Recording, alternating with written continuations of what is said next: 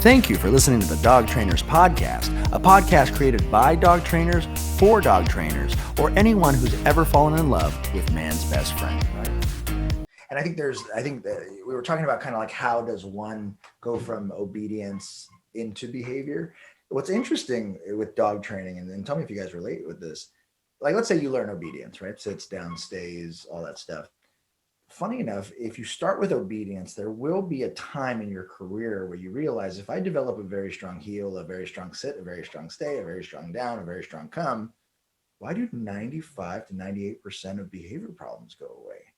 Right. And so that's kind of where that natural slip into maybe I can solve behavior gets created in the mind of a trainer. Right. And I would say, and so what tends to happen is people might get a dog, they put it through the same modules, right, if you will. And let's say a high percentage of those dogs get better, right? Or they get more, just more improved, or now they're more manageable. Right, more manageable. They're on a dog, they're on certain tools and things like that. But are the behavior problems actually being solved completely, right? That's left up to discussion. Go ahead. Well, it's you think about it. I think that the prong collar and corrections are a Band-Aid, right? The stitches are what you're doing in home, right? And the biggest problem I see is that people get complacent before it's set in stone, right? It's when you're dealing with behavior, it is not a 2-month process. Things might be feeling better, right? But it's a 6-month to a year process for a lot of these serious cases, and people don't realize that. And that's if they adopt everything that you're talking about. You're right. And that's the problem. As I tell people, when I'm dealing with severe aggression, whether dominance-based, whether fear-based, right? Fear is always has been the most difficult one for me so far. But I always tell them the first thing when we're on that phone call is that this is not a 2-week thing. Yes, you may only need to see me 3 times, but it is a 6-month to a year process. Yep. I just had this first follow-up in a month and a half, right? Now, usually when I do behavior cases, they are supposed to immediately come out the next week and the next week. She actually did 4 follow-ups prior to going home. Okay. And then it's one of those scenarios. The dog's so good. She kept canceling. So then she comes today. The dog is definitely not where he was when he came for the first time, but he kind of pulled in a little bit. He was starting to shiver and shake. He's like a little Maltese-poo, right?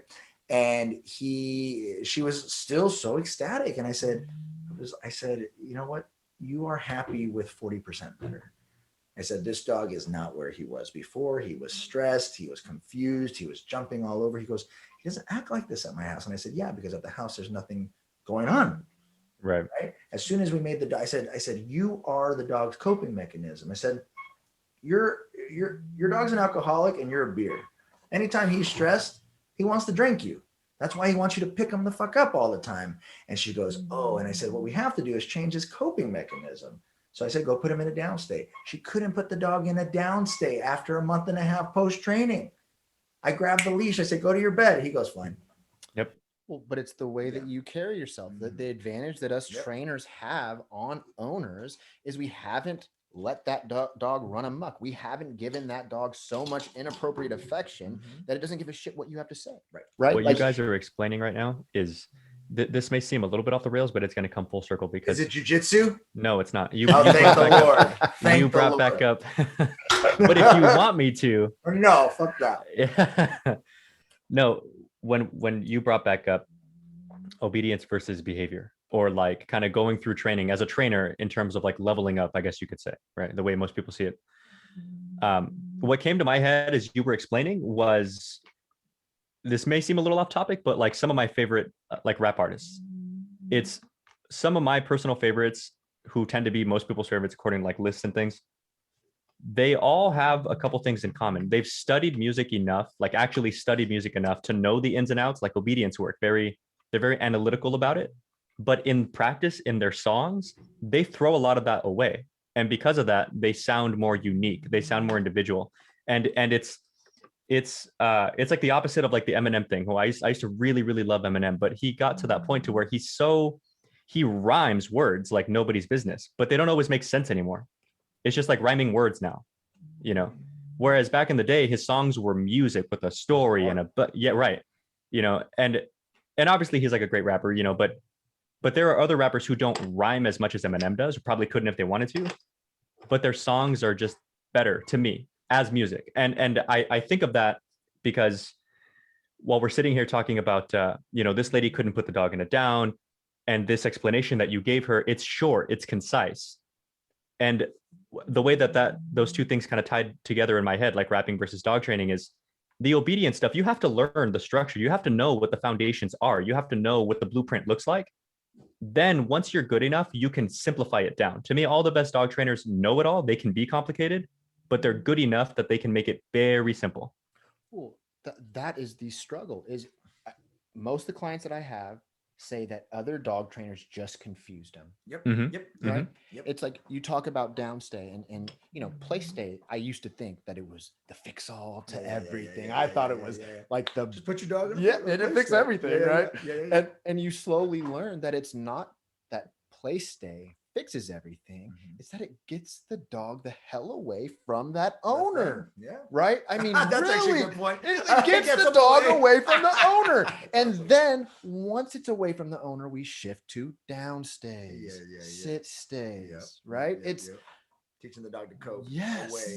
That's so funny. I try so hard just to get the dog the hell away from the owner. Oh my God. I tell people that straight up sometimes. I've had a few people call me on like the past 4 or 5 days. One dog I have already, and another couple that I've got coming in here. I'm good. And some people will ask me, like, they'll kind of go over their issues and, the dog does this and that. And in both instances that I'm thinking of, the dog was reactive, but more so when mom's around. And, part of us discussing like, okay, well, we'll do the eval thing, like the typical trainer thing, right? Evaluate the dog, figure out what sort of program would be best, yada, yada, yada. And when they're considering like privates versus board and train versus whatever, I've been telling people flat out, like, listen, of all the reasons why this dog in particular could benefit from living with me for a few weeks, I think being away from you is one of them. And frankly, I think you need a break too. And in every occasion that I've ever said that to someone, they're always like, I know. And I'm like, if you know, then, then like, why haven't you done this already? Well, it's an addiction. That's right. On both. I mean, straight up, the whole thing, shit disturbers, right? Yep. So we learned really early on that negative attention is better than not enough attention. Right. The no attention. I'm the youngest of 4. See, I'm the oldest of 4. There you go. So like for me, for instance, right, in my behavioral struggles, I started off an only child. I got 100% attention all the time. And then I had a little sister, right? And she was born with a hole in her heart and she had to be on a respirator for the first 1.5 years of her life. Yeah. So what happened? My attention went out the door. It wasn't like my parents didn't love me or my grandparents didn't love me. It's that my sister needed something more than me.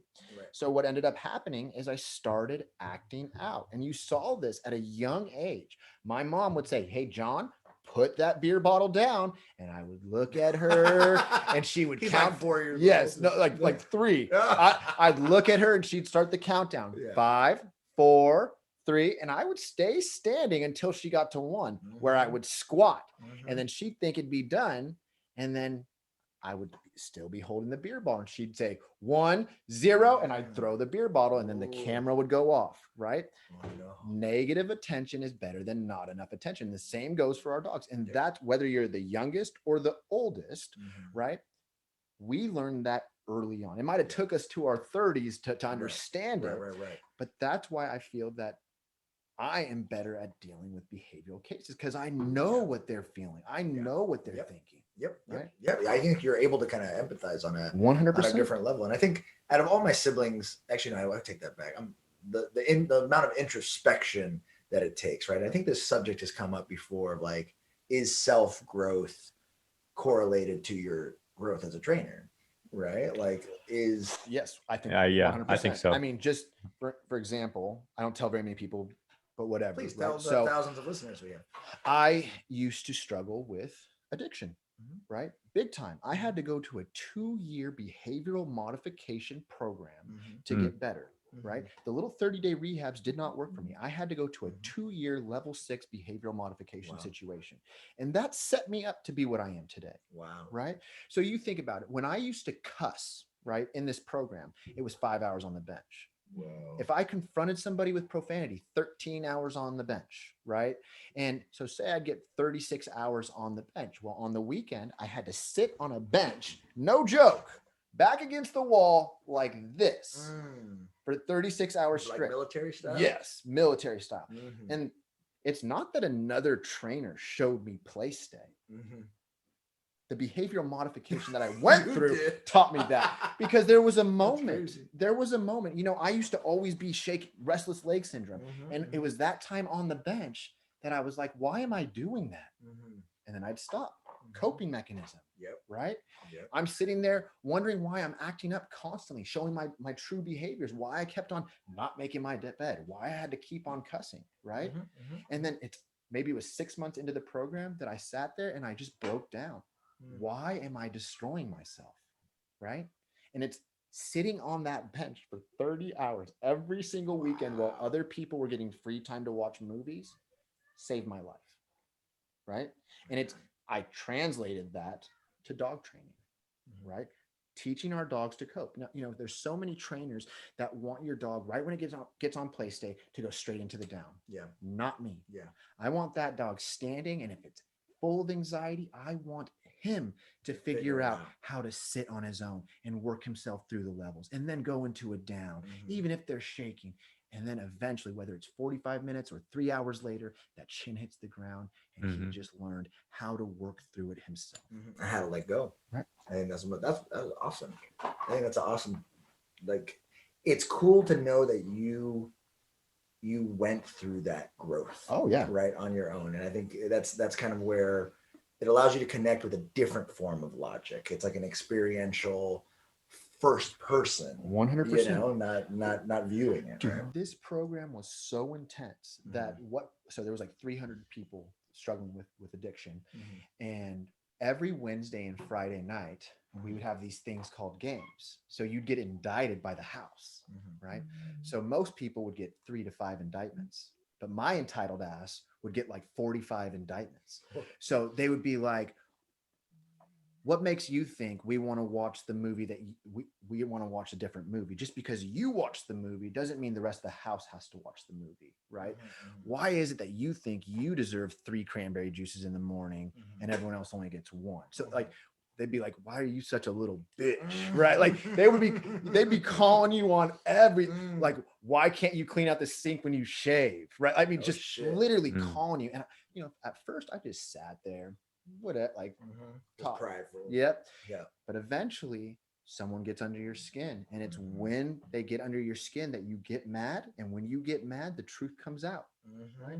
And then once that truth comes out, it's out there. And then that game that game that seems so intense and so harsh on you turns into this loving moment where we work through backwards, right? Wow.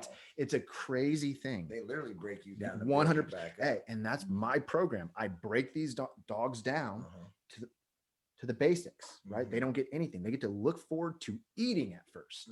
Then they get to look forward to that 10-minute walk. Yep. Then they get to look forward to playing 10 minutes of fetch. Yep. Then they get to look forward to playing tug of war, right? Keep building, making yourself the most valuable thing in that dog's life, and amazing things happen. I think that story in and of itself helps. I mean, it definitely helps understand an approach, but I think, you know, you lived behavior 100% for 2 years. You lived board and train. Yes. You were the learner at that time.